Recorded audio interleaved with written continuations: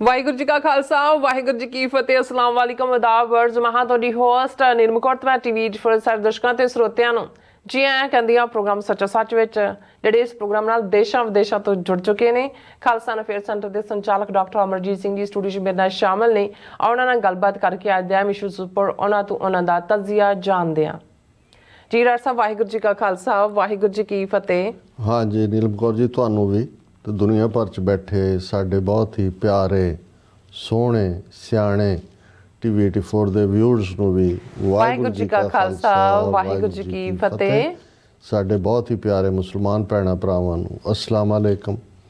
ਗੰਗਾ ਜਮਨੀ ਤਹਿਜ਼ੀਬ ਦੇ ਹਿੰਦੂ ਤਵੀਆਂ ਨੂੰ ਨਮੋ ਨਮः। ਜੀ ਡਾਕਟਰ ਸਾਹਿਬ ਜੀ ਆਨੂੰ ਪ੍ਰੋਗਰਾਮ ਸੱਚੋ ਸੱਚ ਵਿੱਚ ਬਹੁਤ ਧੰਨਵਾਦ ਜੀ ਡਾਕਟਰ ਸਾਹਿਬ। ਅੱਜ 7 ਮਾਰਚ 2025 24 ਫੱਗਣ ਨਾਨਕਸ਼ਾਹੀ ਸੰਮਤ 556 ਦਾ ਦਿਨ ਹੈ ਤੇ ਡਾਕਟਰ ਸਾਹਿਬ ਪ੍ਰੋਗਰਾਮ ਸ਼ੁਰੂ ਕਰਨ ਤੋਂ ਪਹਿਲਾਂ ਅਸੀਂ ਦਰਸ਼ਕਾਂ ਤੇ ਸਰੋਤਿਆਂ ਨੂੰ ਹਮੇਸ਼ਾ ਤਰ੍ਹਾਂ ਦਾ ਵਿਊਅਰਸ ਜੇ ਤੁਸੀਂ ਹੱਕ ਸੱਚ ਇਨਸਾਫ ਤੇ ਪੈਰਾ ਦਿੰਦਾ ਇੱਕ ਚੈਨਲ ਟੀਵੀ 84 ਨੂੰ ਦੇਖਣਾ ਚਾਹੁੰਦੇ ਹੋ ਤਾਂ ਤੁਸੀਂ ਦੇਖ ਸਕਦੇ ਹੋ ਸਪੈਕਟਰਮ ਕੇਬਲ, ਆਰਸੀਨ ਕੇਬਲ, ਪੈਲਫਿਲਮ ਕੈਨੇਡਾ, ਰੋਕੂ, ਜਾਦੂ ਬਾਕਸ, ਸ਼ਾਵਾ, ਫੇਸਬੁੱਕ ਟੀਵੀ 84 ਦੀ ਐਪ ਰਾਹੀਂ online streaming and IP box ਤੇ ਤੁਸੀਂ ਟੀਵੀ 84 ਨੂੰ ਦੇਖ ਸਕਦੇ ਹੋ। ਵਿਊਅਰਸ ਜੇ ਤੁਸੀਂ ਟੀਵੀ 84 ਵਾਲੇ ਪ੍ਰੋਗਰਾਮ ਸੱਚੋ ਸੱਚ ਨਾਲ ਫੇਸਬੁੱਕ ਰਾਹੀਂ ਜੁੜੇ ਹੋ ਤਾਂ ਇਸ ਨੂੰ ਵੱਧ ਲਾਈਕ ਕਰੋ ਤੇ ਸ਼ੇਅਰ ਕਰੋ ਅਤੇ ਨਾਲ ਹੀ YouTube ਤੇ ਸਬਸਕ੍ਰਾਈਬ ਵੀ ਕਰੋ। ਇਹ ਵੀ ਦੱਸ ਦੇ ਕਿ ਤੁਸੀਂ ਟੀਵੀ 84 ਦੀ ਐਪ ਨੂੰ ਐਂਡਰੋਇਡ ਐਂਡ ਐਪ ਸਟੋਰ ਤੇ ਡਾਊਨਲੋਡ ਕਰਕੇ ਜੋ ਟੀਵੀ 84 ਦੀ ਲਾਈਵ ਸਟ੍ਰੀਮ ਹੈ ਇਸ ਨੂੰ ਤੁਸੀਂ 24 ਆਵਰਸ ਦੇਖ ਸਕਦੇ ਹੋ। ਸੋ ਵਿਊਅਰਸ ਪ੍ਰੋਗਰਾਮ ਦੀ ਸ਼ੁਰੂਆਤ ਕਰਨ ਜਾ ਰਹੇ ਇਸ ਵੀਕ ਦਾ ਅਖੀਰਲਾ ਪ੍ਰੋਗਰਾਮ ਕਰਨ ਜਾ ਰਹੇ ਹਾਂ ਔਰ ਆਸ ਤੇ ਦੁਆ ਕਰਾਂਗੇ ਜਿਹੜਾ ਤੁਹਾਡਾ ਵੀਕਐਂਡ ਹੈ ਉਹ ਬਹੁਤ ਹੀ ਵਧੀਆ ਗੁਜ਼ਰੇ। ਸੋ ਹੁਣ ਆਪਾਂ ਆਪਣੇ ਪ੍ਰੋਗਰਾਮ ਦੀ ਸ਼ੁਰੂਆਤ ਕਰਾਂਗੇ ਅੱਜ ਦੀ ਸਪਾਂਸਰਸ਼ਿਪ ਦੇ ਵਾਲਿਆਂ ਨਾਲ ਕਿ ਅੱਜ ਦੇ ਪ੍ਰੋਗਰਾਮ ਸੱਚੋ ਸੱਚ ਨੂੰ ਸਪਾਂਸਰ ਕੀਤਾ ਗਿਆ ਹੈ ਆਸਟ੍ਰੇਲੀਆ ਤੋਂ ਸਰਦਾਰ ਜਸਬੀਰ ਸਿੰਘ ਜੋਰਾ ਵੱਲੋਂ। ਸੋ ਇਹਨਾਂ ਨੇ ਟੀਵੀ 84 ਅਤੇ ਸਿੱਖ ਕੌਮ ਦੀ ਚੜ੍ਹਦੀ ਕਲਾ ਦੀ ਅਰਦਾਸ ਕੀਤੀ ਹੈ। ਸੋ ਅੱਜ ਦੀ ਸਪਾਂਸਰਸ਼ਿਪ ਲਈ ਅਸੀਂ ਸਰਦਾਰ ਜਸਬੀਰ ਸਿੰਘ ਜੋਰਾ ਦਾ ਤਹਿ ਦਿਲ ਤੋਂ ਧੰਨਵਾਦ ਕਰਦੇ ਹਾਂ ਔਰ ਤੁਹਾਨੂੰ ਵੀ ਅਪੀਲ ਤੇ ਬੇਨਤੀ ਕਰਦੇ ਹਾਂ ਕਿ ਤੁਸੀਂ ਪ੍ਰੋਗਰਾਮ ਸੱਚੋ ਸੱਚ ਨੂੰ ਵੱਧ ਤੋਂ ਵੱਧ ਸਪਾਂਸਰ ਕਰੋ। ਸਪਾਂਸਰਸ਼ਿਪ ਲਈ ਤੁਸੀਂ ਸਾਨੂੰ ਕਾਲ ਕਰ ਸਕਦੇ ਸਾਡੇ ਫੋਨ ਨੰਬਰ ਤੇ 5166191984 ਸੇਮ ਨੰਬਰ ਤੇ WhatsApp ਕਰ ਸਕਦੇ ਹੋ। ਤੁਸੀਂ ਸਾਨੂੰ ਈਮੇਲ ਵੀ ਕਰ ਸਕਦੇ info@tv84.tv ਤੇ। ਸੋ ਵਿਊਅਰਸ ਪਹਿਲੇ ਸੈਗਮੈਂਟ ਦੇ ਵਿੱਚ ਗੱਲਬਾਤ ਕਰਨ ਜਾ ਰਹੇ ਹਾਂ ਕਿ ਮੀਡੀਆ ਰਿਪੋਰਟਾਂ ਅਨੁਸਾਰ ਸ਼੍ਰੋਮਣੀ ਕਮੇਟੀ ਦੀ ਅੰਤਰਿਮ ਕਮੇਟੀ ਨੇ ਅਕਾਲ ਤਖਤ ਦੇ ਜਥੇਦਾਰ ਗਿਆਨੀ ਰਘਬੀਰ ਸਿੰਘ ਅਤੇ ਕੇਸਗੜ੍ਹ ਸਾਹਿਬ ਦੇ ਜਥੇਦਾਰ ਗਿਆਨੀ ਸੁਲਤਾਨ ਸਿੰਘ ਨੂੰ ਆਪਣੇ ਅਹੁਦਿਆਂ ਤੋਂ ਫਾਰਗ ਕਰ ਦਿੱਤਾ ਹੈ ਔਰ ਤਖਤ ਦਮਦਮਾ ਸਾਹਿਬ ਦੇ ਜਥੇਦਾਰ ਗਿਆਨੀ ਹਰਪ੍ਰੀਤ ਸਿੰਘ ਨੂੰ ਪਹਿਲਾਂ ਹੀ ਅਹੁਦੇ ਤੋਂ ਬਰਖਾਸਤ ਕੀਤਾ ਜਾ ਚੁੱਕਾ ਹੈ। ਸੋ 2 ਦਸੰਬਰ ਦੇ ਅਕਾਲ ਤਖਤ ਦੀ ਫਸੀਲ ਤੋਂ ਸੁਣਾਏ ਫੈਸਲੇ ਦੀ ਸਜ਼ਾ ਇਹਨਾਂ ਜਥੇਦਾਰਾਂ ਨੂੰ ਦਿੱਤੀ ਗਈ ਹੈ। ਹੁਣ ਲੜਾਈ ਸਿੱਧੀ ਹੈ। ਇੱਕ ਪਾਸੇ ਖਾਲਸਾ ਪੰਥ ਦੇ ਸਿਧਾਂਤ ਪਰੰਪਰਾਵਾਂ ਅਤੇ ਅਕਾਲ ਤਖਤ ਦੀ ਸਰਵਉੱਚਤਾ ਹੈ ਅਤੇ ਦੂਸਰੇ ਪਾਸੇ ਸੁਖਬੀਰ ਬਾਦਲ ਅਤੇ ਉਸਦੇ ਸਾਥੀ ਮੁਸ਼ਟੰਡਿਆਂ ਦੀ ਪੰਥ ਤੋਂ ਬਾਗੀ ਧਾੜ ਹੈ। ਸੋ ਇਸ ਬਾਰੇ ਆਪਾਂ ਗੱਲਬਾਤ ਕਰਨ ਜਾ ਰਹੇ ਹਾਂ। ਸੋ ਅਸੀਂ ਚਾਹਾਂਗੇ ਕਿ ਤੁਸੀਂ ਇਸੇ ਤਰ੍ਹਾਂ ਬੜੇ ਰਹਿਣਾ ਦੇਖਣ ਸੁਣਨ ਲਈ ਤੁਹਾਡਾ ਸਭ ਦਾ ਬਹੁਤ ਬਹੁਤ ਧੰਨਵਾਦ। ਜੀ ਡਾਕਟਰ ਸਾਹਿਬ ਕੀ ਵਿਚਾਰਾਂ ਨੇ? ਸਭ ਤੋਂ ਪਹਿਲਾਂ ਤਾਂ ਅੱਜ ਦੇ ਪ੍ਰੋਗਰਾਮ ਨੂੰ ਸਪਾਂਸਰ ਕਰਨ ਲਈ ਅਸੀਂ ਸਵਿਟਜ਼ਰਲੈਂਡ ਤੋਂ ਆਪਣੇ ਵੀਰ ਜਿਨ੍ਹਾਂ ਲਈ ਮੈਂ ਟਾਈਟਲ ਹਵਾਈ ਯੋਧੇ ਏਅਰ ਵਾਰੀਅਰਸ ਕਰਕੇ ਉਹਨਾਂ ਨੂੰ ਐਡਰੈਸ ਕਰਦਾ। ਬਹੁਤ ਸਾਰੇ ਹੋਰ ਪਲੇਟਫਾਰਮਸ ਤੇ ਉਹਨਾਂ ਨੂੰ ਹਾਈਜੈਕ ਕਰ ਕਿਹਾ ਜਾਂਦਾ। ਭਾਈ ਜਸਬੀਰ ਸਿੰਘ ਉਹਨਾਂ ਦਾ ਸ਼ੁਕਰੀਆ ਅਦਾ ਕਰਦਾ ਔਰ ਮੇਰੀ ਇਹ ਖੁਸ਼ਕਿਸਮਤੀ ਹੈ ਕਿ ਪਿਛਲੇ ਵਰੇ 2024 'ਚ ਜਦੋਂ ਸਾਨੂੰ ਯੂਰਪ ਦਾ ਜਾਣ ਦਾ ਸਬਬ ਮਿਲਿਆ ਜਾਂ ਮੌਕਾ ਮਿਲਿਆ ਤੇ ਅਸੀਂ ਉਹਨਾਂ ਦੇ ਦੀਦਾਰ ਵੀ ਕੀਤੇ, ਉਹਨਾਂ ਦੇ ਨਾਲ ਵਕਤ ਵੀ ਗੁਜ਼ਾਰਿਆ ਔਰ ਉਹਨਾਂ ਨਾਲ ਕੀਤਾ ਪੋਡਕਾਸਟ ਜਿਹੜਾ ਉਹ ਕਾਫੀ ਸੰਗਤ ਦੇ ਵਿੱਚ ਸਰਾਹਿਆ ਗਿਆ। ਔਰ ਇਸ ਕੋਈ ਸ਼ੱਕ ਨਹੀਂ ਹੈ ਕਿ ਜਿਹੜਾ ਇਤਿਹਾਸ ਸਿਰਜਣ ਵਾਲੀਆਂ ਮੂਮੈਂਟਸ ਹੁੰਦੀਆਂ ਨੇ, ਘਟਨਾਵਾਂ ਹੁੰਦੀਆਂ ਨੇ, ਕੁਛ ਪਲ ਹੁੰਦੇ ਨੇ, ਜਦੋਂ ਅਸੀਂ ਅੱਜ ਇਸ ਗੱਲ ਦੇ ਉੱਤੇ ਭਾਵੇਂ ਸ਼ਹੀਦਾਂ ਦਾ ਸਾਡੇ ਖੂਨ ਡੁੱਲਿਆ, ਭਾਈ ਪਰਮਜੀਤ ਸਿੰਘ ਪੰਜਵੜ ਦਾ ਮਈ 2023 'ਚ ਲਾਹੌਰ 'ਚ, ਭਾਈ ਅਵਤਾਰ ਸਿੰਘ ਖੰਡੇ ਦਾ ਬਰਮਿੰਗਮ UK 'ਚ ਔਰ ਭਾਈ ਹਰਦੀਪ ਸਿੰਘ ਨਿੱਜਰ ਦਾ 18 ਜੂਨ 2023 ਨੂੰ ਸਰੀ ਗੁਰਦੁਆਰਾ ਸਾਹਿਬ ਕੰਪਲੈਕਸ ਦੇ ਵਿੱਚ। ਔਰ ਉਸ ਦੀ ਬਦੌਲਤ ਇੰਟਰਨੈਸ਼ਨਲਾਈਜ਼ ਹੋਇਆ ਹੈ ਭਾਰਤ ਦਾ ਗੰਦਾ ਚਿਹਰਾ, ਕਰੂਪ ਚਿਹਰਾ, ਅਗਲੀ ਚਿਹਰਾ, ਦਹਿਸ਼ਤਗਰਦ ਚਿਹਰਾ ਰੌਕ ਸਟੇਟ ਦਾ। ਉੱਥੇ ਖਾਲਿਸਤਾਨ ਦੇ ਕਾਨਸੈਪਟ ਨੂੰ ਵੀ ਬੜੀ ਪਜ਼ੀਰਾਈ ਮਿਲੀ ਹੈ, ਉਭਾਰ ਮਿਲਿਆ ਹੈ। ਇਸ ਦੇ ਉੱਤੇ ਇੱਕ ਗੰਭੀਰ ਗੁਫ਼ਤਗੂ ਇੰਟਰਨੈਸ਼ਨਲ ਮੀਡੀਆ ਦੇ ਵਿੱਚ ਵੀ ਹੋਈ ਔਰ ਅੱਜ ਖਾਲਿਸਤਾਨ ਲਫ਼ਜ਼ ਆਪਣਿਆਂ ਤੇ ਬੇਗਾਨਿਆਂ ਸਾਰਿਆਂ ਦੇ ਲਈ ਚਰਚਾ ਦਾ ਵਿਸ਼ਾ। ਸੋ ਇਹ ਜਿਵੇਂ ਇਸ 2023 ਵਰੇ ਨੇ ਇੰਟਰਨੈਸ਼ਨਲਾਈਜ਼ ਕਰਨ ਦੇ ਵਿੱਚ ਬਹੁਤ ਵੱਡਾ ਜਿਹੜਾ ਰੋਲ ਅਦਾ ਕੀਤਾ। ਠੀਕ ਜਦੋਂ ਅਸੀਂ ਉਸ ਦੌਰ ਦੀ ਗੱਲ ਕਰਦੇ ਹਾਂ ਜਦੋਂ ਸੰਤ ਪਿੰਡਾਂ ਵਾਲੇ ਸੀਨ 'ਤੇ ਉੱਭਰਦੇ ਨੇ, ਉਸ ਦੌਰ ਦੀ ਗੱਲ ਕਰਦੇ ਹਾਂ 13 ਅਪ੍ਰੈਲ 1978 ਨੂੰ ਸਾਕਾ ਅੰਮ੍ਰਿਤਸਰ ਵਾਪਰਦਾ ਹੈ, ਜਦੋਂ ਕਿ 13 ਸਿੰਘਾਂ ਨੂੰ ਨਰਕਧਾਰੀਆਂ ਦਾ ਗੁੰਡਾ ਟੋਲਾ ਜਿਸ ਨੂੰ ਭਾਰਤੀ ਸਰਕਾਰ ਦੀ ਸਰਪ੍ਰਸਤੀ ਸੀ ਉਹ ਉਹਨਾਂ ਨੂੰ ਸ਼ਹੀਦ ਕਰਦਾ ਹੈ। ਔਰ ਸੰਤ ਪਿੰਡਾਂ ਵਾਲੇ ਜਿਨ੍ਹਾਂ ਨੇ ਇਸ ਨਰਕਧਾਰੀਆਂ ਦੀ ਗੁੰਡਾਗਰਦੀ ਦੇ ਖਿਲਾਫ ਆਵਾਜ਼ ਚੁੱਕੀ, ਇੱਕ ਮੁਹਿੰਮ ਖੜੀ ਕੀਤੀ, ਤੇ ਉਹਨਾਂ ਨੇ ਇੰਡੀਅਨ ਸਟੇਟ ਨੇ ਸੰਤ ਪਿੰਡਾਂ ਵਾਲਿਆਂ ਨੂੰ ਵੀ ਨਿਸ਼ਾਨੇ 'ਤੇ ਲੈਂਦਿਆਂ, ਜਿਵੇਂ ਚੰਦੋ ਕਲਾਂ ਦੇ ਵਿੱਚ ਪੁਲਿਸ ਦੀ ਧਾੜ ਨੇ ਜਾ ਕੇ ਗੁਰੂ ਗ੍ਰੰਥ ਸਾਹਿਬ ਦੀ ਸੈਂਚੀਆਂ ਦੀ ਬੇਅਦਬੀ ਕੀਤੀ, ਬੱਸਾਂ ਨੂੰ ਅੱਗ ਲਾ ਕੇ ਸਾੜਿਆ, ਔਰ ਲਾਲਾ ਜਗਤ ਨਾਰਾਇਣ ਜਿਹੜਾ ਉਹਨਾਂ ਦਾ ਸਭ ਤੋਂ ਵੱਡਾ ਵਕੀਲ ਹੀ ਨਹੀਂ ਸੀ ਬਣਿਆ ਹੋਇਆ, ਰਾਦਰ ਜਦੋਂ ਇਹ ਨਰਕਧਾਰੀਆਂ ਨੇ ਜਿਹੜਾ ਇਹ ਮਾੜਾ ਐਕਸ਼ਨ ਕੀਤਾ ਉਦੋਂ ਲਾਲਾ ਜਗਤ ਨਾਰਾਇਣ ਅੰਮ੍ਰਿਤਸਰ 'ਚ ਨਰਕਧਾਰੀਆਂ ਦੀ ਸਟੇਜ 'ਤੇ ਬੈਠਾ ਸੀ। ਔਰ ਬਾਅਦ ਦੇ ਵਿੱਚ ਪ੍ਰਾਈਵੇਟ ਕੋਰਟ 'ਚ ਜਦੋਂ ਕਿ ਪੰਜਾਬ ਤੋਂ ਕੇਸ ਨੂੰ ਤਬਦੀਲ ਕਰਕੇ ਹਰਿਆਣੇ 'ਚ ਭੇਜ ਦਿੱਤਾ ਗਿਆ, ਉਸ ਦੇ ਵਿੱਚ ਉਹਨੇ ਟੈਸਟੀਫਾਈ ਵੀ ਕੀਤਾ, ਗਵਾਹ ਵੀ ਸੀ। ਔਰ ਉਸ ਦਾ ਜ਼ਹਿਰ ਉਗਲਦਾ ਅਖਬਾਰ ਪੰਜਾਬ ਕੇਸਰੀ ਔਰ ਹਿੰਦ ਸਮਾਚਾਰ ਉਹ ਸਿੱਖਾਂ ਦੇ ਖਿਲਾਫ, ਅਕਾਲ ਤਖਤ ਦੇ ਖਿਲਾਫ ਲਗਾਤਾਰਤਾ ਦੇ ਨਾਲ ਜਿਹੜਾ ਉਹ ਭੰਡੀ ਪ੍ਰਚਾਰ ਕਰ ਰਿਹਾ ਸੀ, ਉਸ ਨੂੰ ਸਿੱਖ ਯੋਧਿਆਂ ਨੇ ਸਜ਼ਾ ਯਾਫਤਾ ਕੀਤਾ। ਔਰ ਉਹ ਕੇਸ ਸੰਤ ਪਿੰਡਾਂ ਵਾਲਿਆਂ ਦੇ ਉੱਤੇ ਪਾ ਕੇ 20 ਅਗਸਤ 1981 ਨੂੰ ਪਿੰਡਾਂ ਵਾਲਿਆਂ ਦੀ ਗ੍ਰਿਫਤਾਰੀ ਦੇ ਵਾਰੰਟ ਕੱਢੇ ਗਏ। ਹਾਲਾਂਕਿ ਇਸ ਦਿਨ ਉਹਨਾਂ ਨੇ ਖੁਦ ਹੀ ਚੁਣਿਆ ਸੰਤਾਂ ਨੇ, ਕਿਉਂਕਿ ਪਹਿਲਾਂ ਉਹਨਾਂ ਨੇ ਕੋਸ਼ਿਸ਼ ਕੀਤੀ ਚੰਦੋ ਕਲਾਂ ਵੀ ਔਰ ਮੁੰਬਈ ਵੀ ਉਹਨਾਂ ਦੀ ਗ੍ਰਿਫਤਾਰੀ ਦੀ, ਪਰ ਉਹ ਕਾਮਯਾਬ ਨਹੀਂ ਹੋਏ। ਔਰ ਸੰਤਾਂ ਨੇ ਆਪਣੇ ਵਕਤ ਦੇ ਦਿੱਤੇ ਵਕਤ ਦੇ ਉੱਤੇ ਜਿਹੜਾ ਗੁਰਦੁਆਰਾ ਗੁਰਦਰਸ਼ਨ ਪ੍ਰਕਾਸ਼ ਚੌਂਕ ਮਹਿਤਾ, ਜਿੱਥੇ ਲਗਭਗ 2 ਲੱਖ ਦੇ ਕਰੀਬ ਦਾ ਇਕੱਠ ਹੋ ਗਿਆ ਸੀ, ਉਸ ਦੇ ਵਿੱਚ ਮੈਂ ਵੀ ਜਿਹੜਾ ਉਹ ਜਲੰਧਰ ਅਸੀਂ ਬੇਸਡ ਸੀ ਉਦੋਂ ਐਜ਼ ਏ ਸਟੂਡੈਂਟ, ਅਸੀਂ ਉਸ ਮੌਕੇ ਦੇ ਉੱਤੇ ਜਾਣ ਦਾ ਸਬੱਬ ਵੀ ਹੋਇਆ। ਔਰ ਜਿਹੜੀਆਂ ਚੀਜ਼ਾਂ ਤੁਸੀਂ ਆਪਣੀਆਂ ਅੱਖਾਂ ਨਾਲ ਦੇਖੀਆਂ ਹੁੰਦੀਆਂ ਨੇ ਉਸ ਦੇ ਲਈ ਕਿਸੇ ਹੋਰ ਗਵਾਹੀ ਦੀ ਲੋੜ ਤਾਂ ਨਹੀਂ ਹੁੰਦੀ। ਔਰ ਇਹ ਉਹਨਾਂ ਨੇ ਗ੍ਰਿਫਤਾਰੀ ਦਿੱਤੀ, ਲੇਕਿਨ ਇਹਦੇ ਬਾਵਜੂਦ ਜਿਸ ਅੰਦਾਜ਼ ਦੇ ਵਿੱਚ CRPF ਔਰ ਦੂਸਰਿਆਂ ਨੇ ਫਾਇਰਿੰਗ ਕਰਕੇ 1 ਦਰਜਨ ਤੋਂ ਜ਼ਿਆਦਾ ਸਿੰਘਾਂ ਨੂੰ ਉੱਥੇ ਸ਼ਹੀਦ ਕੀਤਾ, ਦਰਜਨਾਂ ਹੋਰ ਜ਼ਖਮੀ ਹੋਏ, ਤੇ ਮੀਡੀਆ ਦੇ ਉੱਤੇ ਤਾਂ ਉਹਨਾਂ ਦਾ ਕੰਟਰੋਲ ਸੀ। ਇਹ ਕਹਾਣੀ ਕਦੇ ਵੀ ਬਾਹਰ ਨਾ ਆਉਂਦੀ ਜਾਂ ਉਸ ਨੂੰ ਇੱਕ ਮੀਅਰ ਲਾਅ ਐਂਡ ਆਰਡਰ ਪ੍ਰੋਬਲਮ ਦੇ ਥੱਲੇ ਡਿਸਮਿਸ ਕਰ ਦਿੱਤਾ ਜਾਂਦਾ। ਪਰ ਇਹ ਭਾਈ ਗਜਿੰਦਰ ਸਿੰਘ ਦੀ ਟੀਮ, ਜਿਨ੍ਹਾਂ ਨੇ ਠੀਕ ਇਸ ਸੰਤਾਂ ਦੀ ਗ੍ਰਿਫਤਾਰੀ ਤੋਂ 10 ਦਿਨ ਬਾਅਦ 30 ਅਗਸਤ 1981 ਨੂੰ ਏਅਰ ਇੰਡੀਆ ਦਾ ਜਹਾਜ਼ ਜਿਹੜਾ ਉਹ ਉਡਾਇਆ ਔਰ ਉਸ ਨੂੰ ਜਿਹੜਾ ਉਹ ਲਾਹੌਰ ਲੈ ਗਏ।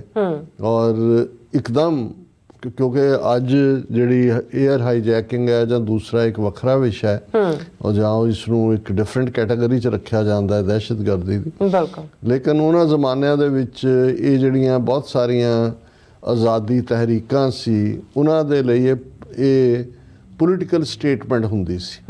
ਔਰ ਉਹ ਆਪਣੀਆਂ ਮੰਗਾਂ ਮਨਵਾਉਂਦੇ ਵੀ ਸੀ, ਕੁਛ ਹਾਲਤਾਂ ਦੇ ਵਿੱਚ ਭਾਵੇਂ ਉਹ ਫੜੇ ਜਾਂਦੇ ਸੀ, ਪਰ ਉਹ ਇਸ਼ੂ ਜਿੰਨੀ ਦੇਰ ਤੱਕ ਉਹ ਜਹਾਜ਼ ਉਹਨਾਂ ਦੇ ਕੰਟਰੋਲ 'ਚ ਰਹਿੰਦਾ ਸੀ, ਕਬਜ਼ੇ 'ਚ ਰਹਿੰਦਾ ਸੀ, ਇੰਟਰਨੈਸ਼ਨਲ ਮੀਡੀਆ 'ਚ ਵੀ ਇਹ ਖਬਰ ਬਣਦੀ ਸੀ। ਹੁਣ ਇਹ ਜਿਹੜਾ ਵਾਕਿਆ ਜਿਸ ਦੇ ਵਿੱਚ ਜਦੋਂ ਮੈਂ ਭਾਈ ਜਸਬੀਰ ਸਿੰਘ ਸਵਿਟਜ਼ਰਲੈਂਡ ਦਾ ਜ਼ਿਕਰ ਕਰ ਰਿਹਾ, ਇਹ ਫੌਜ 'ਚੋਂ ਆਏ ਹੋਏ ਸੀ, ਲਗਭਗ 43-44 ਸਾਲ ਇਹਨਾਂ ਦੀ ਉਮਰ ਸੀ। ਹੁਣ ਤਾਂ ਇਸ ਘਟਨਾ ਨੂੰ ਵੀ ਜਿਹੜਾ ਹੈ ਉਹ 44-45 ਸਾਲ ਹੋ ਗਏ ਨੇ। ਔਰ ਇਹਨਾਂ ਨੇ ਔਰ ਇਹਦੇ 'ਚ ਕੋਈ ਸ਼ੱਕ ਨਹੀਂ ਹੈ ਵੀ ਇਹ ਭਾਈ ਗਜਿੰਦਰ ਸਿੰਘ ਹੋਰਾਂ ਦਾ ਮਾਸਟਰਮਾਈਂਡ, ਉਹਨਾਂ ਦੇ ਨਾਲ ਮਾਸਟਰ ਕਰਨ ਸਿੰਘ ਔਰ ਦੂਸਰੇ ਸਾਥੀ ਜਿਨ੍ਹਾਂ ਨੇ ਜਿਹੜਾ ਹੈ ਉਹ ਸਤਨਾਮ ਸਿੰਘ ਪੌਂਟਾ ਸਾਹਿਬ ਔਰ ਭਾਈ ਜਸਬੀਰ ਸਿੰਘ, ਇਹ ਇਹਨਾਂ ਦਾ ਬਹੁਤ ਵੱਡਾ ਇਸ ਵਿੱਚ, ਐਂਡ ਹਰਮਿੰਦਰ ਸਿੰਘ, ਇਹਨਾਂ ਦਾ ਬਹੁਤ ਵੱਡਾ ਰੋਲ ਸੀ। ਜਾਂ ਇੱਕ ਮੈਂ ਜਿਹੜਾ ਉਹ ਦੂਸਰੀ ਹਾਈਜੈਕਿੰਗ ਦੇ ਸਿੰਘ ਨੂੰ ਨਾਲ ਲਾ ਰਿਹਾ।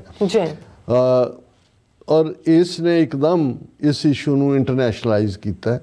ਜਦੋਂ ਲਾਹੌਰ ਏਅਰਪੋਰਟ ਦੇ ਉੱਤੇ ਉਹਨਾਂ ਨੇ ਜਹਾਜ਼ ਨੂੰ ਉਤਾਰਿਆ ਔਰ ਇਹ ਮੰਗਾਂ ਰੱਖੀਆਂ, ਤੇ ਪਹਿਲੀ ਮੰਗ ਸੰਤ ਪਿੰਡਾਂ ਵਾਲਿਆਂ ਦੀ ਰਿਲੀਜ਼ ਦੀ ਸੀ, ਜਿਨ੍ਹਾਂ ਨੂੰ ਗੋਲੀ ਕਾਂਡ ਦਾ ਸ਼ਿਕਾਰ ਬਣਾਇਆ ਗਿਆ ਚੌਂਕ ਮਹਿਤੇ 'ਚ, ਉਹਨਾਂ ਦੀ ਜਿਹੜੇ ਪਰਿਵਾਰਾਂ ਦੇ ਲਈ ਮੁਆਵਜ਼ੇ ਦੀ ਮੰਗ ਸੀ ਔਰ ਖਾਲਿਸਤਾਨ ਦੀ ਗੱਲ ਨੂੰ ਜਿਹੜਾ ਹੈ ਸਾਹਮਣੇ ਲਿਆਂਦਾ ਗਿਆ। ਔਰ ਇਹ ਪਹਿਲੀ ਵਾਰ ਸੀ, ਅਦਰਵਾਈਜ਼ ਉਸ ਤੋਂ ਬਾਅਦ ਤਾਂ ਜਦੋਂ ਸੰਤ ਖੁਦ ਗੁਰੂ ਨਾਨਕ ਨਿਵਾਸ ਆ ਗਏ ਜਾਂ ਬਾਅਦ 'ਚ ਅਕਾਲ ਤਖਤ ਔਰ ਜੂਨ 84 ਤੱਕ ਪਹੁੰਚਦੇ ਆ, ਫਿਰ ਤਾਂ ਉਹ ਉਹਨਾਂ ਦੀ ਆਪਣੀ ਮਿਕਨਾਤੀਸੀ ਸ਼ਖਸੀਅਤ ਹੀ ਜਿਹੜੀ ਹੈ ਉਹ ਸਾਰੇ ਇੰਟਰਨੈਸ਼ਨਲ ਮੀਡੀਆ ਦੇ ਲਈ ਔਰ ਇੰਟਰਨੈਸ਼ਨਲ ਕਮਿਊਨਿਟੀ ਦੇ ਲਈ ਵੀ ਕਸ਼ਿਸ਼ ਦਾ ਵਿਸ਼ਾ ਸੀ। ਲੇਕਿਨ ਇਹ ਬਿਗਨਿੰਗ ਸੀ ਜਿਹਦੇ ਥੱਲੇ ਖਾਲਿਸਤਾਨ ਦਾ ਮੁੱਦਾ, ਸਿੱਖਾਂ ਦੇ ਇਸ਼ੂ, ਚੰਦੋ ਕਲਾਂ 'ਚ ਕੀ ਹੋਇਆ, ਸਿੱਖਾਂ ਦੇ ਨਾਲ ਕੀ ਵਰਤਾਰਾ ਹੋ ਰਿਹਾ, ਇਹ ਇੰਟਰਨੈਸ਼ਨਲਾਈਜ਼ ਹੋਏ। ਔਰ ਇਹਨਾਂ ਸਾਰਿਆਂ ਨੇ ਜਿਹੜੇ ਉੱਥੇ ਸਜ਼ਾਵਾਂ ਕੱਟੀਆਂ, ਕੋਈ ਕਿਸੇ ਨੇ 12 ਸਾਲ, ਕੋਈ 13 ਸਾਲ, ਉਹਨਾਂ 'ਚੋਂ ਜਿਹੜੇ ਭਾਈ ਜਸਪੀਰ ਸਿੰਘ ਉੱਥੋਂ ਸਜ਼ਾ ਪੂਰੀ ਹੋਣ ਤੋਂ ਬਾਅਦ ਸਵਿਟਜ਼ਰਲੈਂਡ ਆਏ ਔਰ ਉੱਥੇ ਸੈਟਲ ਨੇ, ਪਰਿਵਾਰਾਂ ਨੇ ਵੀ ਸਫ਼ਰ ਕੀਤਾ। ਲੇਕਿਨ ਇਹਦੇ 'ਚ ਕੋਈ ਦੋ ਰਾਵਾਂ ਨਹੀਂ ਨੇ ਵੀ ਅੱਜ ਵੀ ਉਹ ਪੂਰੀ ਤਰ੍ਹਾਂ ਮਹਾਰਾਜ ਨੇ ਉਹਨਾਂ ਨੂੰ ਅਰੋਗਤਾ ਵੀ ਬਖਸ਼ੀ ਹੋਈ ਹੈ, 80s ਦੇ ਵਿੱਚ ਨੇ ਉਹ, ਔਰ TV 84 ਨੂੰ ਬਹੁਤ ਪਿਆਰ ਕਰਦੇ ਨੇ। ਜਦੋਂ ਵੀ ਜੇ 2-3 ਹਫ਼ਤੇ ਗੁਜ਼ਰ ਜਾਣ ਮੇਰੇ ਕੋਲ ਮੈਂ ਨਾ ਕਾਲ ਕਰ ਸਕਾਂ ਤਾਂ ਉਹਨਾਂ ਦੀ ਕਾਲ ਆਉਂਦੀ ਹੈ। ਤੇ ਜੋ ਉਹਨਾਂ ਦੀ ਲਿਮਿਟਿਡ ਜਿਹੀ ਆਮਦਨ, ਉਹਨਾਂ ਨੂੰ ਪੈਨਸ਼ਨ ਜਾਂ ਜੋ ਵੀ ਉੱਥੋਂ ਦੇ ਸਿਸਟਮ ਮੁਤਾਬਕ ਜਾਂ ਜੋ ਵੀ ਉਹਨਾਂ ਦਾ ਹੈ, ਤੇ ਉਹਦੇ 'ਚ ਉਹ ਕਾਲ ਕਰਕੇ ਕਹਿ ਦੇਣਗੇ ਕਿ ਜੀ ਮੈਂ ਇਹ ਇੰਨਾ ਕੁ ਹੋ ਗਿਆ ਔਰ ਇਹ ਜਿਹੜਾ ਮੈਨੂੰ ਵਾਧੂ ਮਿਲੇ ਨੇ ਪੈਸੇ, ਮੈਂ TV 84 ਲਈ। ਔਰ ਮੈਂ ਇਹ ਸਮਝਦਾ, ਔਰ ਉਹਨਾਂ ਦਾ ਇੰਨਾ ਫੇਥ ਹੈ, ਉਹ ਕਹਿੰਦੇ ਨੇ ਵੀ ਬਾਬਾ ਨਾਨਕ ਲਫ਼ਜ਼ ਉਹ ਹਮੇਸ਼ਾ ਇਸਤੇਮਾਲ ਕਰਨਗੇ ਵੀ ਬਾਬੇ ਨੇ ਹੁਣ ਸਾਨੂੰ ਘਰ ਦੇਣਾ। ਹੁਣ ਉਹ ਕਹਿੰਦੇ ਕਿ ਉਹ ਸਾਰੇ ਅਸਾਰ ਮੇਰੇ ਸਾਹਮਣੇ ਪ੍ਰਗਟ ਹੁੰਦੇ ਨੇ ਔਰ ਮੈਂ ਮਹਿਸੂਸ ਕਰਦਾ। ਮੈਂ ਕਿਹਾ ਵੀ ਇਹ ਵੀ ਬਿਲਕੁਲ ਜਿੱਥੇ ਅਲਟੀਮੇਟਲੀ ਦੇਸ਼ ਔਰ ਕਾਲ, ਟਾਈਮ ਐਂਡ ਸਪੇਸ, ਇਹ ਅਕਾਲ ਪੁਰਖ ਦੇ ਕੋਲ ਹੁੰਦੇ ਨੇ। ਲੇਕਿਨ ਇਹਦੇ 'ਚ ਕੋਈ ਸ਼ੱਕ ਨਹੀਂ ਹੈ ਕਿ ਇਹ ਇਹਨਾਂ ਸਾਡੇ ਬਹਾਦਰ ਯੋਧਿਆਂ ਦੀਆਂ ਉਹ ਮਾਰੀਆਂ ਮੱਲਾਂ ਨੇ ਜਿਨ੍ਹਾਂ ਨੇ ਇਸ ਕੇਸ ਨੂੰ, ਔਰ ਇਹ ਅਸੀਂ ਦੇਖ ਰਹੇ ਹਾਂ ਵੀ ਜੂਨ 84 ਤੋਂ 3 ਸਾਲ ਪਹਿਲਾਂ ਦੀ ਅਸੀਂ ਗੱਲ ਕਰ ਰਹੇ ਹਾਂ ਕਿ ਜਿਸ ਜਜ਼ਬੇ ਦੇ ਨਾਲ ਇਹ ਸਾਡੇ ਨੌਜਵਾਨ ਓਤ-ਪ੍ਰੋਤ ਸਨ। ਭਾਈ ਗਜਿੰਦਰ ਸਿੰਘ ਬਹੁਤ ਵੱਡੀ ਸ਼ਖਸੀਅਤ ਹੈ ਔਰ ਬਹੁਤਿਆਂ ਨੇ ਉਹਨਾਂ ਨੂੰ ਉਹਨਾਂ ਦੇ ਚੜ੍ਹਾਈ ਕਰ ਜਾਣ ਤੋਂ ਬਾਅਦ ਜਿਹੜਾ ਉਹਨਾਂ ਦੀ ਸ਼ਖਸੀਅਤ ਨੂੰ ਸਮਝਿਆ, ਦੇਖਿਆ। ਪਰ ਇਹਦੇ 'ਚ ਕੋਈ ਸ਼ੱਕ ਨਹੀਂ ਹੈ ਕਿ 1970ਵਿਆਂ ਤੋਂ ਹੀ ਉਹ ਇੱਕ ਬਹੁਤ ਵੱਡੀ ਪ੍ਰੇਰਨਾ ਸਨ। ਔਰ ਇਹ ਜਿਨ੍ਹਾਂ ਨੇ, ਕਿਉਂਕਿ ਬਾਕੀ ਤਾਂ ਜੇ ਨੌਜਵਾਨ ਉਮਰ ਦੇ ਸਨ, 20s ਦੇ ਵਿੱਚ ਸਨ ਜਾਂ ਦੂਜੇ, ਲੇਕਿਨ ਭਾਈ ਜਸਪੀਰ ਸਿੰਘ ਤਾਂ 40ਵਿਆਂ ਦੇ ਵਿੱਚ ਸੀ ਜਦੋਂ ਤੁਹਾਡਾ ਆਪਣਾ ਗ੍ਰਸਤੀ ਜੀਵਨ ਹੈ, ਆਪਣੇ ਬੱਚੇ ਨੇ, ਫੌਜ ਦੀ ਵੀ ਤੁਸੀਂ ਨੌਕਰੀ ਕੀਤੀ ਹੋਈ ਹੈ ਔਰ ਤੁਹਾਡੇ ਲਈ ਘਰ ਆ ਕੇ ਸੈਟਲ ਹੋ ਕੇ ਰਿਟਾਇਰਡ ਲਾਈਫ ਜੀਣ ਦਾ ਵਕਤ ਹੈ। ਪਰ ਇਹਨਾਂ ਦੀ ਇਹ ਖੁਸ਼ਕਿਸਮਤੀ ਸੀ, ਜਿਵੇਂ ਇਹਨਾਂ ਨੇ ਆਪਣੇ ਪੋਡਕਾਸਟ ਵੀ ਦੱਸਿਆ, ਕਿ ਜਨਰਲ ਸੁਬੇਗ ਸਿੰਘ ਜਿਨ੍ਹਾਂ ਨੇ ਬਾਅਦ ਦੇ ਵਿੱਚ ਸੰਤ ਪਿੰਡਾਂ ਵਾਲਿਆਂ ਦੇ ਨਾਲ ਅਕਾਲ ਤਖਤ ਨੂੰ ਡਿਫੈਂਡ ਕਰਦਿਆਂ ਸ਼ਹੀਦੀ ਪਾਈ, ਉਹਨਾਂ ਦੀ ਜਿਹੜੀ ਹੈ ਕਮਾਂਡ ਥੱਲੇ ਵੀ ਇਹ ਫੌਜ ਦੇ ਵਿੱਚ ਰਹੇ ਸਨ। ਔਰ ਆਪਣੀ ਉਹ ਇਹ ਕਹਿੰਦੇ ਨੇ ਕਿ ਵੀ ਮੈਂ ਇਸ ਨਤੀਜੇ ਤੇ ਪਹੁੰਚ ਗਿਆ ਸੀ ਫੌਜ ਦੀ ਨੌਕਰੀ ਕਰਕੇ ਵੀ, ਔਰ ਜੋ ਕੁਛ ਆਲੇ ਦੁਆਲੇ ਚੱਲ ਰਿਹਾ ਸੀ ਕਿ ਸਿੱਖਾਂ ਕੋਲ ਆਪਣਾ ਆਜ਼ਾਦ ਮੁਲਕ ਖਾਲਿਸਤਾਨ ਜਦੋਂ ਤੱਕ ਨਹੀਂ ਹੁੰਦਾ ਉਦੋਂ ਤੱਕ ਸਾਡਾ ਕੋਈ ਮਸਲਾ ਹੱਲ ਨਹੀਂ ਹੋਣਾ। ਸੋ ਅਸੀਂ ਆਪਣੇ ਹਵਾਈ ਯੋਧੇ ਭਾਈ ਜਸਪੀਰ ਸਿੰਘ ਉਹਨਾਂ ਨੂੰ ਸਲਾਮ ਵੀ ਕਰਦੇ ਹਾਂ, ਉਹਨਾਂ ਦਾ ਸ਼ੁਕਰੀਆ ਅਦਾ ਕਰਦੇ ਹਾਂ। ਬਿਲਕੁਲ। ਹਾਲਾਂ ਸਾਡੇ ਕੁਛ ਵੀਰਾਂ ਨੂੰ ਜਦੋਂ ਇਹ ਲੱਗਦਾ ਹੁੰਦਾ ਹੈ ਕਿ ਵੀ ਅਸੀਂ ਪੰਜਾਬ ਰਿਲੇਟਡ ਇਸ਼ੂ ਬਹੁਤੇ ਡਿਸਕਸ ਨਹੀਂ ਕਰਦੇ, ਤਾਂ ਮੈਂ ਅਕਸਰ ਇਹਨਾਂ ਵਿਚਾਰਾਂ ਦਾ ਪ੍ਰਗਟਾਵਾ ਵੀ ਕੀਤਾ ਹੈ ਕਿ ਵੀ ਤੁਸੀਂ ਗੱਲ ਤਾਂ ਉਹ ਕਰਦੇ ਹੋ ਜਿਹਦੇ 'ਚੋਂ ਤੁਹਾਨੂੰ ਫਖਰ, ਮਾਣ, ਹੋਪ ਨਜ਼ਰ ਆਉਂਦਾ ਹੈ ਜੀ, ਪਰ ਜਿੱਥੇ ਤੁਸੀਂ ਇੱਕ ਉਹ ਬੇਜਾਨ ਲੋਕ, ਮੁਰਦਾ ਲੋਕ, ਮੁਰਦਾ ਕੱਲਾ, ਜਿਹੜੀ ਗੱਲ ਸੰਤ ਪਿੰਡਾਂ ਵਾਲੇ ਅਕਸਰ ਕਹਿੰਦੇ ਸੀ ਔਰ ਜਿਹੜੀ ਉਹਨਾਂ ਦੀ ਕੋਟ ਜਗਤ ਪ੍ਰਸਿੱਧ ਹੈ ਕਿ ਸਰੀਰਕ ਮੌਤ ਨੂੰ ਮੈਂ ਮੌਤ ਨਹੀਂ ਮੰਨਦਾ, ਪਰ ਜ਼ਮੀਰ ਦਾ ਮਰ ਜਾਣਾ ਅਸਲੀ ਮੌਤ ਹੈ। ਜਦੋਂ ਅਸੀਂ ਮੁਰਦਿਆਂ ਦੀ ਬਸਤੀ ਦੀ ਗੱਲ ਕਰਦੇ ਹਾਂ, ਜੋ ਕਿ ਅਕਾਲੀ ਦਲ ਨੂੰ ਬਾਦਲ ਕਿਆ ਨੇ, ਇਸ ਬਾਦਲ ਕੋੜਮੇ ਨੇ ਪਿਛਲੇ 4-5 ਦਹਾਈਆਂ ਦੇ ਵਿੱਚ ਬਣਾ ਦਿੱਤਾ ਹੈ।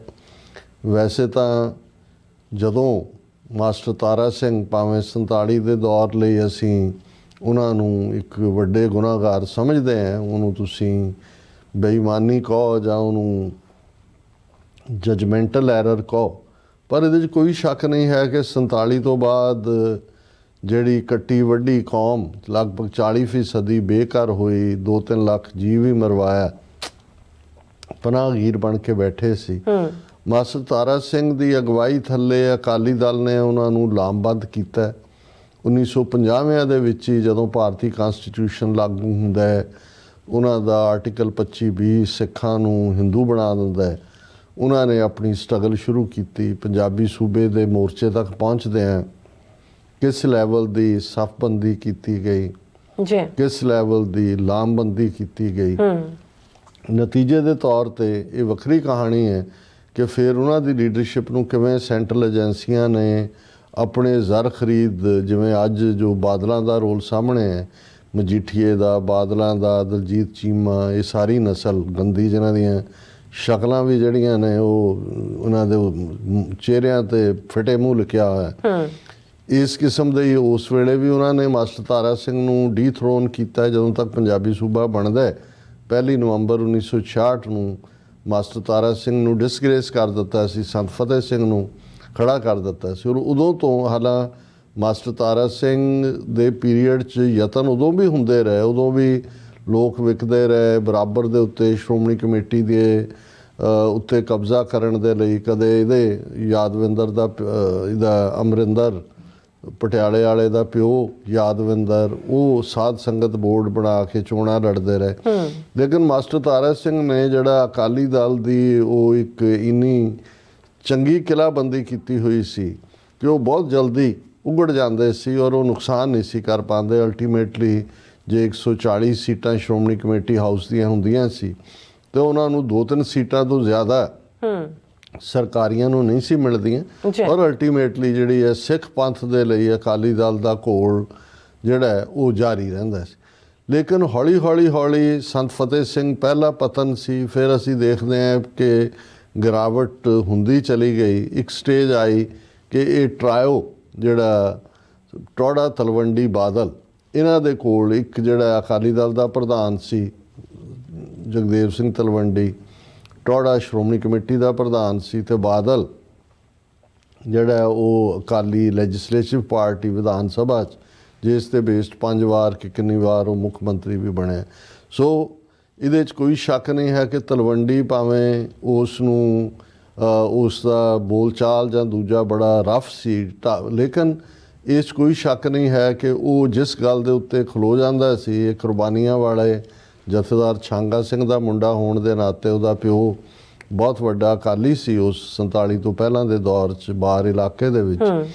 ਉਹਨੇ ਜਿਹੜਾ ਉਸ ਲੈਵਲ ਦੇ ਉੱਤੇ ਕਦੇ ਵੀ ਕੋਈ ਕੰਪਰੋਮਾਈਜ਼ ਨਹੀਂ ਕੀਤਾ ਜਾਂ ਕੋਈ ਪੈਸੇ ਖਾਣ ਜਾਂ ਕੋਈ ਆਪਣੇ ਅਹੁਦੇ ਦੀ ਦੁਰਵਰਤੋਂ ਕਰਕੇ ਕੋਈ ਜਾਇਦਾਦਾਂ ਬਣਾਉਣ ਦੀ ਕੋਈ ਲਾਈਨ ਨਹੀਂ ਰਹੀ। ਟੌੜਾ ਬੇਸ਼ੱਕ ਅਹੁਦੇ ਦੇ ਲਈ ਕੁਝ ਵੀ ਕਰ ਸਕਦਾ ਸੀ, ਸ਼੍ਰੋਮਣੀ ਕਮੇਟੀ ਦਾ ਪ੍ਰਧਾਨ ਵੀ 21-22 ਸਾਲ ਰਿਹਾ, ਪਰ ਜਦੋਂ ਟੌੜੇ ਦੀ ਮੌਤ ਵੀ ਹੁੰਦੀ ਹੈ, ਜਿੰਨੀ ਕੁ ਜ਼ਮੀਨ ਉਹਦੀ ਪਿਤਾ ਪੁਰਖੀ ਸੀ ਉਸ ਨਾਲੋਂ ਵੀ ਕਿੱਲਾ ਘੱਟ ਹੀ ਸੀ, ਕਿਉਂਕਿ ਸ਼ਾਇਦ ਜਿਹੜਾ ਮਸਜਿਦ ਬਣਾਉਣ ਲਈ ਜਾਂ ਦੂਜਾ ਪਿੰਡ 'ਚ ਉਹਨੇ ਡੋਨੇਟ ਕੀਤਾ ਜਾਂ ਕਿਸੇ ਹੋਰ ਕਾਜ਼ ਲਈ। ਸੋ ਟੌੜੇ ਦੇ ਉੱਤੇ ਇਹ ਤਾਂ ਹੈ ਵੀ ਉਹਨੇ ਆਪਣੇ ਯਾਰ ਬਾਸ਼ੇ ਰਜਾਏ ਜਿਹੜੇ ਉਹਦੇ ਨਾਲ ਲਾਇਲ ਸੀ ਉਹਨਾਂ ਨੂੰ ਪਲਮ ਅਹੁਦਿਆਂ ਦੇ ਉੱਤੇ, ਲੇਕਿਨ ਉਸ ਦੇ ਆਪਣੇ ਕਰਪਟ ਹੋਣ ਦਾ ਜਿਹੜਾ ਉਹ ਕੋਈ ਐਸਾ ਇਸ ਹਾਲਾਂ ਸ਼੍ਰੋਮਣੀ ਕਮੇਟੀ ਜਿਸ ਉਸ ਜ਼ਮਾਨੇ ਜਦੋਂ ਟੌੜਾ ਹੈਡ ਕਰਦਾ ਸੀ 10,000 ਤੋਂ ਜ਼ਿਆਦਾ ਉਹਨਾਂ ਦੇ ਮੁਲਾਜ਼ਮ, ਇਕੱਲੇ ਗੁਰਦੁਆਰਿਆਂ ਦਾ ਪ੍ਰਬੰਧ ਨਹੀਂ ਕਿ medical college, engineering college, degree college, school, ਕਿੰਨਾ ਬਹੁਤ ਵੱਡਾ ਐਮਪਾਇਰ ਹੈ ਸ਼੍ਰੋਮਣੀ ਕਮੇਟੀ ਦਾ। ਹੁਣ ਤਾਂ ਉਹਦੇ 17-18 ਹਜ਼ਾਰ ਮੁਲਾਜ਼ਮ ਨੇ ਸ਼੍ਰੋਮਣੀ ਕਮੇਟੀ ਦੇ। ਸੋ ਜੇ ਕੋਈ ਪਾਵਰਫੁਲ ਪੋਸਟ ਪੰਜਾਬ ਦੇ ਚੀਫ ਮਿਨਿਸਟਰ ਤੋਂ ਬਾਅਦ ਪੰਜਾਬ 'ਚ ਹੈ ਜਿਹੜੀ ਉਹ ਸ਼੍ਰੋਮਣੀ ਕਮੇਟੀ ਦੇ ਪ੍ਰਧਾਨ ਦੀ ਹੈ। ਬਿਲਕੁਲ ਇਹ ਵੱਖਰੀ ਕਹਾਣੀ ਹੈ ਕਿ ਬਾਦਲ ਜਿਸ ਨੇ ਜਿੰਨੀ ਦੇਰ ਤੱਕ ਟੌੜਾ ਤਲਵੰਡੀ ਉਹਨਾਂ ਦਾ ਇੱਕ ਬੈਲੈਂਸ ਸੀ, ਵਿੱਚੋਂ ਤਾਂ ਇਹ ਪਹਿਲੇ ਦਿਨ ਤੋਂ ਹੀ RSS ਦੇ ਨਾਲ ਰਲਿਆ ਹੋਇਆ ਸੀ। ਸਮਝੌਤਾ ਲਾਈਨ ਵੀ ਉਹਨਾਂ ਦੇ ਨਾਲ 1996-97 ਤੋਂ ਬਾਅਦ ਤਾਂ ਖੁੱਲ੍ਹ ਕੇ, ਉਸ ਤੋਂ ਪਹਿਲਾਂ ਵੀ ਜਿਹੜੀ ਹੈ ਭਾਰਤੀ ਜਨਸੰਘ ਦੇ ਨਾਲ ਉਹ ਸਾਰੀ ਲਾਈਨ ਚੱਲਦੀ ਸੀ। ਲੇਕਿਨ ਬਾਦਲ ਨੇ ਹੌਲੀ ਪਹਿਲਾਂ ਤਾਂ ਤਲਵੰਡੀ ਦੇ ਖਿਲਾਫ ਵੀ ਇਸ ਕਿਸਮ ਦਾ ਤਲਵੰਡੀ ਫੀਮ ਦੀ ਮੰਡੀ ਵੀ ਇਹ ਕਰਾ ਕੇ ਉਹਨੂੰ ਵੀ ਬਦਨਾਮ ਕਰਕੇ ਕੱਢਣ ਦੀ ਕੋਸ਼ਿਸ਼ ਕੀਤੀ। ਉਹ ਨਿਕਲਿਆ, ਫਿਰ ਜੁਆਇੰਟ ਹੋਇਆ, ਲੇਕਿਨ ਉਹਨੂੰ ਡਿਸਗ੍ਰੇਸ ਕੀਤਾ। ਟੌੜਾ ਜ਼ਿਆਦਾ ਸਮਾਰਟ ਸੀ, ਉਹ ਕਾਫੀ ਦੇਰ ਜਿਹੜਾ ਹੈ ਕਿਉਂਕਿ ਧਾਰਮਿਕ ਮੁੱਦਿਆਂ ਦੇ ਉੱਤੇ ਉਹ ਆਪਣਾ ਕੁਛ ਨਾ ਕੁਛ ਕਰ ਜਾਂਦਾ ਸੀ, ਬਾਦਲ ਫਸ ਜਾਂਦਾ ਸੀ ਔਰ ਫਿਰ ਉਹ ਕਹਿੰਦਾ ਸੀ ਟੌੜਾ ਸਾਹਿਬ ਦੱਸੋ, ਤੇ ਉਦੋਂ ਨਵੰਬਰ ਦੇ ਮਹੀਨੇ ਸ਼੍ਰੋਮਣੀ ਕਮੇਟੀ ਦੇ ਪ੍ਰਧਾਨਗੀ ਦੀ ਚੋਣ ਹੁੰਦੀ ਸੀ ਤੇ ਟੌੜਾ ਸਾਹਿਬ ਆਪਣਾ ਪ੍ਰਵੇਲ ਕਰ ਜਾਂਦੇ ਸੀ 20-22 ਸਾਲ। ਪਰ ਇੱਕ ਸਟੇਜ ਐਸੀ ਆਈ ਜਦੋਂ ਕਿ ਬਾਦਲ ਨੂੰ ਇਹ ਲੱਗਾ ਕਿ ਬਈ ਉਹਨੇ ਹੁਣ ਇਹ ਜਿਹੜੀ ਗੱਦੀ ਨੂੰ ਉਹਨੇ 5 ਵਾਰ ਮਾਣਿਆ ਹੈ ਔਰ ਦੂਸਰਾ ਇਹ ਉਹਨੇ ਆਪਣੀ ਖਾਨਦਾਨੀ ਜਗੀਰ ਬਣਾਉਣੀ ਹੈ, ਆਪਣੇ ਮੁੰਡੇ ਨੂੰ ਅੱਗੇ ਕਰਨਾ ਹੈ। ਜਦੋਂ ਕਿ ਟੌੜਾ ਇਹ ਸਮਝਦਾ ਸੀ ਔਰ ਰਾਈਟਲੀ ਸੋ ਕਿ ਸੀਨੀਅਰਟੀ ਦੇ ਲਿਹਾਜ਼ ਨਾਲ ਜਾਂ ਦੂਜਾ, ਜਦੋਂ ਬਾਦਲ ਖਾਸ ਤੌਰ 'ਤੇ ਕੈਂਸਰ ਹੋਇਆ ਉਹਨੂੰ ਔਰ ਲਿਵਰ ਕੈਂਸਰ ਦੇ ਇਲਾਜ ਲਈ ਇੱਥੇ ਨਿਊਯਾਰਕ ਆਇਆ ਔਰ ਉਦੋਂ ਟੌੜੇ ਨੇ ਸ਼ਾਇਦ ਪਬਲਿਕ ਬਿਆਨ ਦਿੱਤਾ ਜਾਂ ਕਿਸੇ ਇੰਟਰਵਿਊ 'ਚ ਕਿਹਾ ਕਿ ਚੰਗਾ ਹੋਏ ਕਿ ਬਾਦਲ ਸਾਹਿਬ ਜਿਹੜੇ ਨੇ ਉਹ ਆਪਣੇ ਜਿਹੜਾ ਕਿਸੇ ਨੂੰ ਐਕਟਿੰਗ ਮੁਕਰਰ ਕਰ ਦੇਣ ਪ੍ਰਧਾਨ। ਇਸ ਤੋਂ ਹੀ ਬਾਦਲ ਨੂੰ ਨਜ਼ਰ ਆਇਆ ਵੀ ਇਹ ਤਾਂ ਮੈਨੂੰ ਹੁਣ ਇਹ ਚੀਫ ਮਿਨਿਸਟਰੀ ਤੇ ਆਖ ਹੈ। ਉਹ ਚਾਹੁੰਦਾ ਵੀ ਸੀ ਟੌੜਾ ਔਰ ਇਹਦੇ 'ਚ ਕੋਈ ਗਲਤ ਵੀ ਨਹੀਂ ਹੁੰਦਾ ਜੇ ਤੁਹਾਡਾ ਐਂਬੀਸ਼ਨ ਹੈ। ਔਰ ਫਿਰ ਇੱਥੋਂ ਪਤਾ ਨਹੀਂ ਕਿਹੜੇ ਗੋਰੇ ਦਾ ਕਿ ਕਾਲੇ ਦਾ ਲਿਵਰ ਉਹਨੂੰ ਪਾ ਦਿੱਤਾ ਕਿ ਵੀ ਉਹ ਮੁੜ ਕੇ ਕਿੰਨੇ ਸਾਲ ਮਰਨਾ ਉਹਨੇ ਕੀ ਸੀਗਾ, ਇੱਥੋਂ ਦਾ ਮਰਨ ਕੰਢੇ ਹੀ ਹੋ ਕੇ ਆਇਆ ਸੀ ਇੱਥੇ ਨਿਊਯਾਰਕ 'ਚ ਹੀ ਉਸ ਦਾ ਜਿਹੜਾ ਉਹ ਹੋਈ ਲਿਵਰ ਟ੍ਰਾਂਸਪਲਾਂਟ ਹੋਇਆ ਔਰ ਜਾਂਦਿਆਂ ਫਿਰ ਉਹਨੇ ਟੌੜੇ ਨੂੰ ਟਾਰਗੇਟ ਕੀਤਾ। ਹੁਣ ਟੌੜੇ ਨੂੰ ਵੀ ਇਹ ਪਤਾ ਸੀ ਕਿ ਵੀ ਅਲਟੀਮੇਟਲੀ ਜਿਹੜੀ ਅਕਾਲ ਤਖਤ ਦੀ ਪਾਵਰ ਹੈ ਉਹਦੇ ਸਾਹਮਣੇ ਤਾਂ ਕੋਈ ਨਹੀਂ ਖਲੋ ਸਕਦਾ। ਸੋ ਜੇਲ੍ਹ 'ਚ ਹੁੰਦਿਆਂ ਜਥੇਦਾਰ ਰਣਜੀਤ ਸਿੰਘ ਜਿਨ੍ਹਾਂ ਨੇ ਨਰਕਧਾਰੀ ਨੂੰ ਸਜ਼ਾ ਯਾਫਤਾ ਕੀਤਾ ਸੀ, ਜੇਲ੍ਹ 'ਚ ਬੈਠੇ ਇਹਨਾਂ ਨੂੰ ਅਕਾਲ ਤਖਤ ਦਾ ਜਥੇਦਾਰ ਬਣਾ ਦਿੱਤਾ ਸੀ ਟੌੜੇ ਨੇ।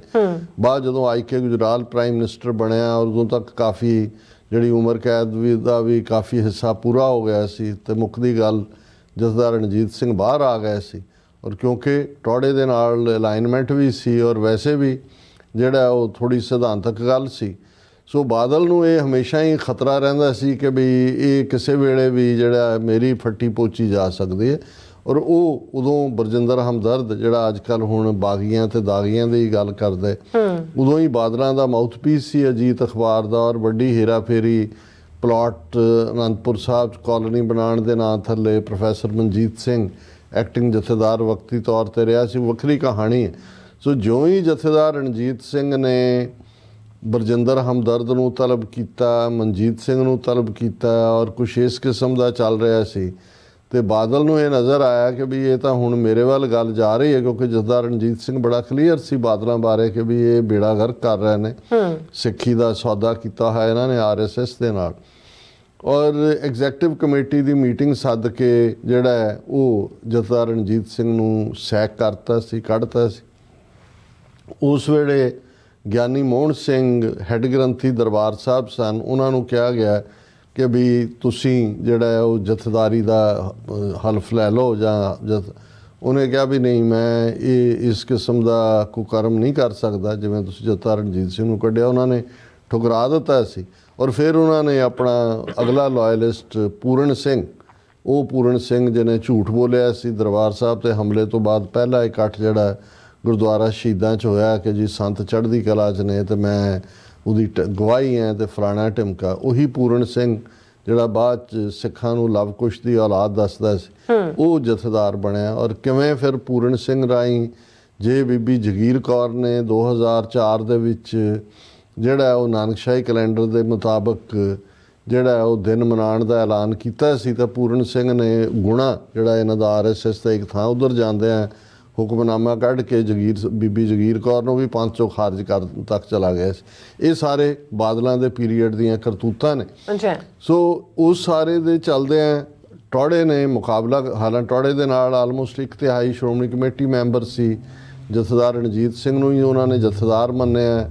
1999 'ਚ ਖਾਲਸਾ ਸਾਜਨਾ ਦਿਵਸ ਦਾ ਸੀ ਔਰ ਜਥੇਦਾਰ ਰਣਜੀਤ ਸਿੰਘ ਦਾ, ਕਿਉਂਕਿ ਉਸ ਤੋਂ ਪਹਿਲਾਂ ਬਾਦਲ ਔਰ ਟੌੜੇ ਦੀ ਖਿੱਚ ਤੋਂ ਸ਼ੁਰੂ ਹੋ ਗਈ ਸੀ ਔਰ ਜਥੇਦਾਰ ਰਣਜੀਤ ਸਿੰਘ ਨੇ ਇਹ ਅਪੀਲ ਕੀਤੀ ਸੀ ਕਿ ਵੀ ਤੁਸੀਂ ਘੱਟੋ ਘੱਟ ਇਹ 300 ਸਾਲਾ ਖਾਲਸਾ ਸਾਜਨਾ ਦਿਵਸ ਨੂੰ ਇਕੱਠੇ ਮਨਾ ਲਓ, ਉਸ ਤੋਂ ਬਾਅਦ ਦੇਖ ਲੈਣਾ। ਸੋ ਉਹਨਾਂ ਨੇ ਰਣਜੀਤ ਸਿੰਘ ਨੂੰ ਵੀ ਚੱਲਦਾ ਕੀਤਾ। ਹਾਲਾਂਕਿ ਰਣਜੀਤ ਸਿੰਘ ਦੇ ਪਿੱਛੇ ਬਹੁਤ ਵੱਡੀ ਸਪੋਰਟ ਸੀ, ਲੇਕਿਨ ਇਹਦੇ ਬਾਵਜੂਦ ਇਹ ਜਿਹੜੀ ਅਕਾਲੀ ਸਿਆਸਤ ਦਾ ਇੱਕ ਪੱਖ ਰਿਹਾ ਕਿ ਜਿਹਦੇ ਕੋਲ ਸ਼੍ਰੋਮਣੀ ਕਮੇਟੀ ਦਾ ਕੰਟਰੋਲ ਹੈ, ਅਲਟੀਮੇਟਲੀ ਅਕਾਲੀ ਦਲ ਜਾਂ ਸਿੱਖ ਪੰਥ ਦੇ ਵਿੱਚ ਉਹੀ ਅਸਲੀ ਅਕਾਲੀ ਦਲ ਬਣਦਾ।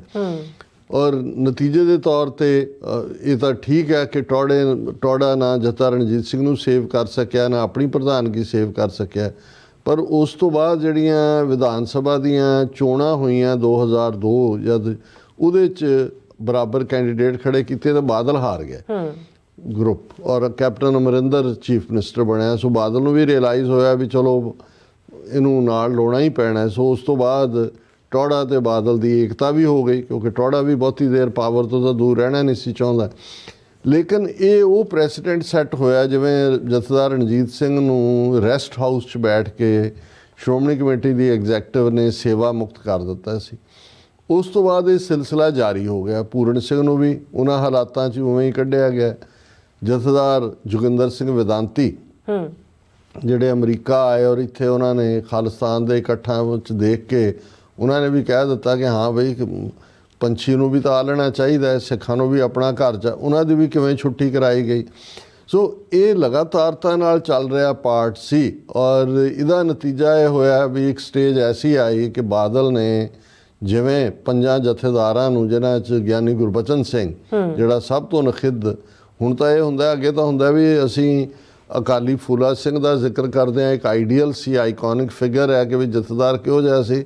ਹੁਣ ਤਾਂ ਬੰਦਾ ਕਹਿੰਦਾ ਵੀ ਇਹ ਜਿੰਨਾ ਨਖਿੱਧ ਸੀ ਫਲਾਣਾ, ਉਹਦੇ ਤੋਂ ਨਖਿੱਧ ਹੋਰ ਕਿਹੜਾ ਆਏਗਾ। ਹੁਣ ਤਾਂ ਨਖਿੱਦਾਂ ਦੀ ਦਰਜਾਬੰਦੀ ਕਰਨ ਦਾ ਕੰਮ ਹੁੰਦਾ। ਸੋ ਜਿੱਥੇ ਇੱਕ ਪਾਸੇ ਪੂਰਨ ਸਿੰਘ ਜਾਂ ਉਸ ਤੋਂ ਹੋਰ ਜਿਹੜੇ ਨੇ ਗੁਰਬਚਨ ਸਿੰਘ ਨੇ ਤਾਂ ਸਾਰੀਆਂ ਹੱਦਾਂ ਹੀ ਟੱਪ ਦਿੱਤੀਆਂ, ਜਦੋਂ ਕਿ ਬਾਦਲ ਦੇ ਘਰੇ ਬਹਿ ਕੇ ਜਦੋਂ ਬਾਦਲ ਨੇ ਤਲਬ ਕੀਤਾ ਇਹਨਾਂ ਨੂੰ ਕਿਵੇਂ ਮਾਫੀਨਾਮੇ ਦੇ ਨਾਂ ਥੱਲੇ ਸੌਦਾ ਸਾਧ ਨੂੰ ਮੁਆਫ ਕਰਾਇਆ ਔਰ ਕਿਵੇਂ ਮਨਮਰਜ਼ੀ ਦੇ ਹੁਕਮਨਾਮੇ ਹੀ ਨਹੀਂ ਫਖਰੇ ਕੌਮ ਦਾ ਖਿਤਾਬ ਵੀ ਲਿਆ ਬਾਦਲ ਨੇ ਔਰ ਪੰਥ ਰਤਨ ਦਾ ਵੀ ਲਿਆ। ਹੁਣ ਇਹ ਠੀਕ ਹੈ ਕਿ ਕਿਉਂਕਿ ਪਾਵਰ ਸ਼੍ਰੋਮਣੀ ਕਮੇਟੀ ਨੇ ਜਿਹੜੀ ਆਪਣੇ ਕੋਲ ਰੱਖੀ ਹੋਈ ਹੈ ਕਿ ਇਹਨੂੰ ਲਾਉਣਾ ਜਥੇਦਾਰ।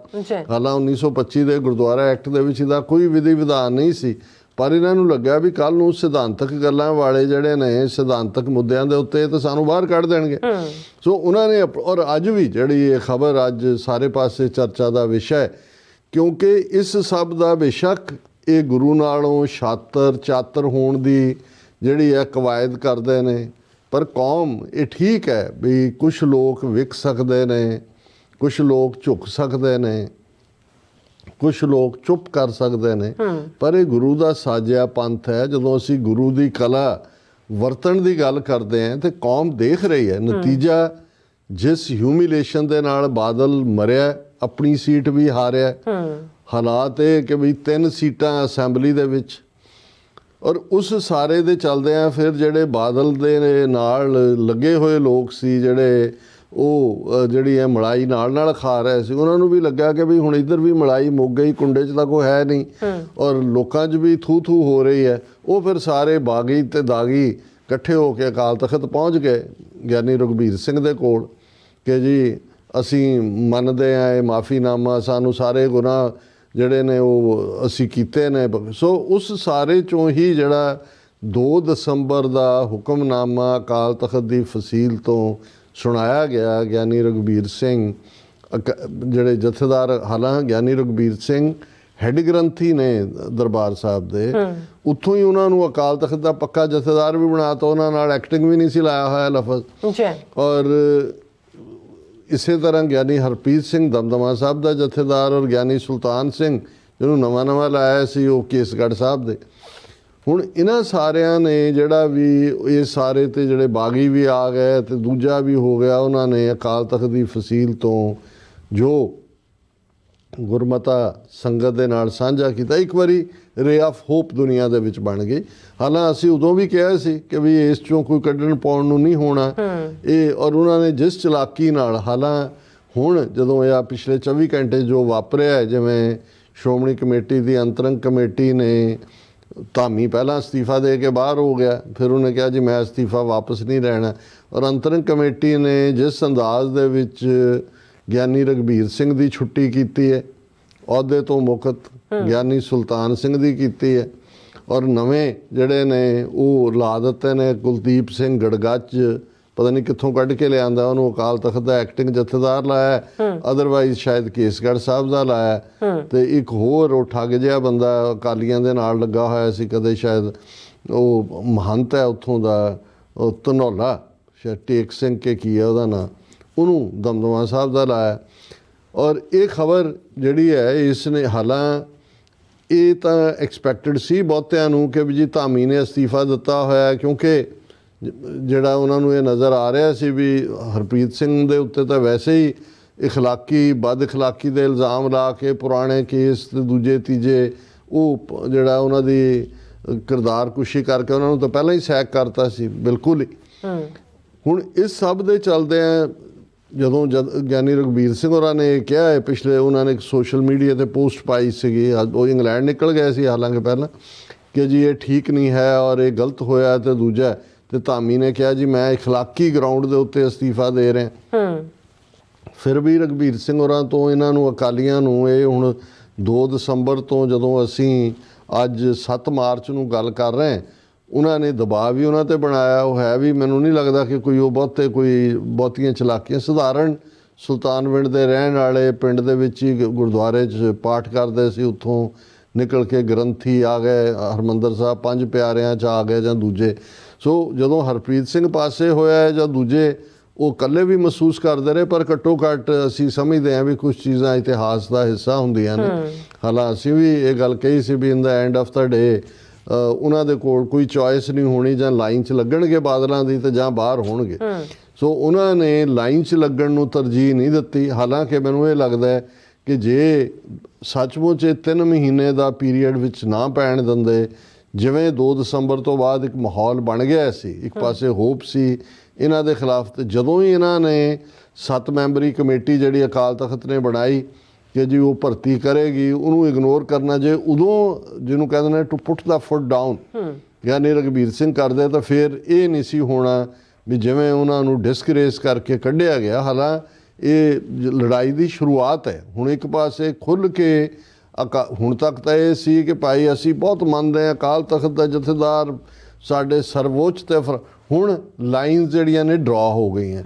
ਔਰ ਜੇ ਅਸੀਂ ਬੀਤੇ ਦੇ ਇਤਿਹਾਸ ਵੱਲ ਨਜ਼ਰ ਮਾਰ ਕੇ ਦੇਖੀਏ ਤਾਂ ਇਵੇਂ ਕਦੇ ਨਹੀਂ ਹੋਇਆ। ਇਹ ਠੀਕ ਹੈ ਕਿ ਵੀ ਕਈ ਵਾਰ ਮੰਤਨ ਰੈਣੂ ਵਰਗੇ ਵੀ ਕਾਬਜ਼ ਰਹੇ, ਐਸੇ ਲੋਕ ਵੀ ਜਿਹੜੇ ਨੇ, ਮੱਸਾ ਰਗੜ ਵੀ ਆ ਕੇ ਬੈਠ ਗਿਆ ਸੀ ਉੱਥੇ, ਇਹ ਨਹੀਂ ਹੈ। ਬਟ ਇਨ ਦਾ ਐਂਡ ਜਿਹੜੀ ਸਿੱਖ ਪੰਥ ਦੀ ਵਿਲ ਹੈ ਉਹ ਪ੍ਰਵੇਲ ਕਰਦੀ ਹੈ।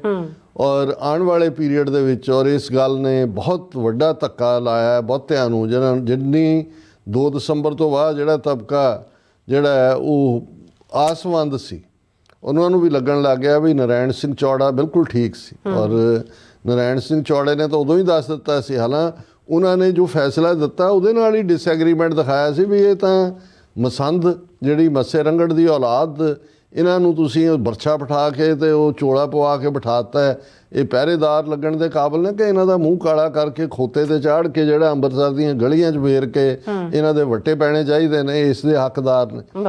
ਲੇਕਿਨ ਮੇਰਾ ਖਿਆਲ ਹੈ ਵੀ ਉਹਨਾਂ ਨੂੰ ਵੀ ਹੁਣੇ ਲੱਗਣ ਲੱਗ ਗਿਆ ਹੋਏਗਾ ਕਿ ਵੀ ਨਾਰਾਇਣ ਸਿੰਘ ਚੌੜਾ ਗਲਤ ਨਹੀਂ ਸੀ। ਔਰ ਇਸ ਵੇਲੇ ਜਿਹੜਾ ਸਿੱਧੇ ਤੌਰ 'ਤੇ ਚਲੋ ਕੁਛ ਆਵਾਜ਼ਾਂ ਜਿਹੜੇ ਕੱਲ੍ਹ ਤੱਕ ਬਾਦਲਾਂ ਦਾ ਹਿੱਸਾ ਸੀ, ਉਹ ਇਕਬਾਲ ਸਿੰਘ ਝੂੰਦਾ 5 ਮੈਂਬਰੀ ਕਮੇਟੀ 'ਚ ਨੇ, ਜਾਂ ਜਿਹੜਾ ਇੰਦਰਜੀਤ ਸਿੰਘ ਸ਼ਾਇਦ ਇਆਲੀ ਉਹ MLA ਵੀ ਹੈ, ਉਹਨਾਂ ਨੇ ਵੀ, ਉਹਨਾਂ ਦੀਆਂ ਸਟੇਟਮੈਂਟਾਂ ਵੀ ਆਈਆਂ ਨੇ।